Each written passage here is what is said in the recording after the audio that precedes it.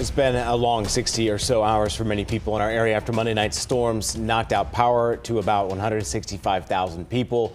Duke Energy reporting less than 1% of its customers are in the dark. The company says only 71 customers without power right now. And we reached out to Duke this morning saying that they say it seems possible that you'll see some sporadic things pop up with the heat wave. Other cities are going through this as well. They say it's similar to your air conditioner. The power equipment can need extra care when weather is this hot. Thankfully, things are back normal after the storm, so they'll have a few more crews able to dedicate themselves to that. Yes, but these last couple of days have been tough for people and businesses left without power. Anytime the power goes out, it can be devastating, of course, but with temperatures in the 90s, heat indices in the triple digits. It's been a lot for families to deal with. Good news here that many people have either been able to stay with friends or family, and those that have not say they were lucky to get a hotel overnight. But even with places to stay, many have come back during the days watching the cleanup happen, check on their own homes, to keep pets safe and keep them cool. You can't exactly put the pets up in a hotel room, so we're keeping them cool, giving them plenty of water, making sure they get the airflow, doing what we can to keep everybody happy there. The outages also include businesses who are losing out of money from customers and from lost product.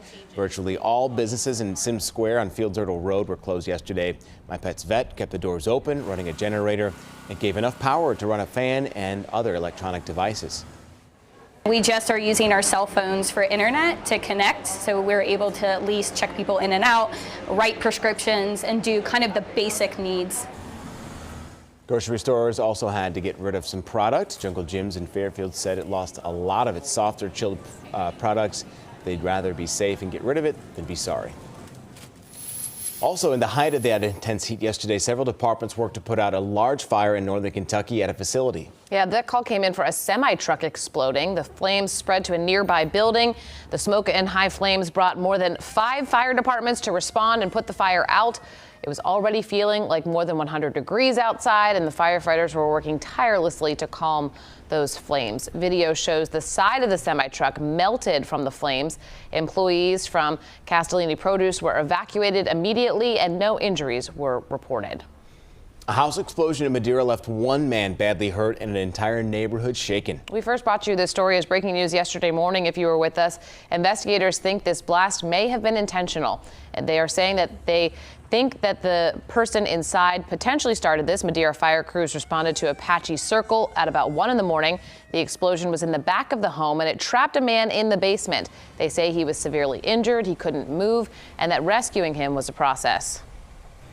Remove debris, cut into the basement, lower themselves into the basement, and then package them in a sked stretcher, and then the crews got them out.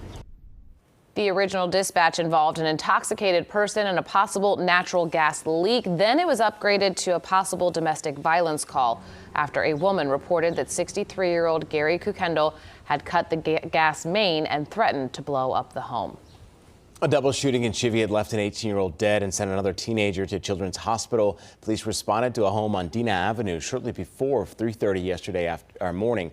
They say the injured teen told officers 18-year-old Terrell Merrill shot him, and Merrill may have shot himself. Officers found Terrell dead in an upstairs closet. Police have not said if the shooting was intentional. And a Loveland woman has been found safe after she was reported missing this weekend. Police say 23-year-old Alicia Kenny was found unharmed. She did not return home to her family Saturday night and was reported missing on Sunday. Her family and friends had been posting flyers around Loveland and Sim Township. BCI called in, but again, as a reminder, she was found safe. Well, hearings resume for the House Committee on the January 6th attack on the Capitol today. And aides say day 3 will focus on how former President Trump's pressure campaign on Mike Pence to overturn the election put Pence's life in danger. Pence is actually scheduled to be here in Cincinnati today for a roundtable on gas and oil. We will have complete coverage of today's hearing, both on air and online. The hearing gets started at 1 o'clock this afternoon. Randy, another hot day.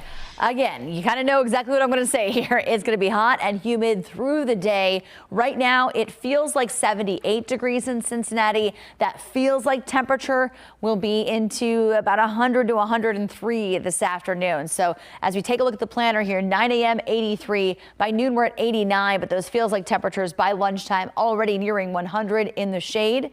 As the high hits 93 this afternoon, it'll feel like 103. And while a stray downpour is a possibility for us today, your better chances to see some rain come overnight. Slow moving downpours courtesy of that humidity, so some heavy rain possible. But even if you don't get the rain overnight into tomorrow, you'll get the relief this weekend. Focus in on that because next week brings the heat again with temperatures near 100 degrees for the first time in a decade. That's wild. We will be looking ahead to that for sure. Randy, thank you. We are back in 25 minutes with more local news, weather, and traffic. Today's show is after us. Thank you for being here today. Have a great Thursday. We're almost to Friday, guys.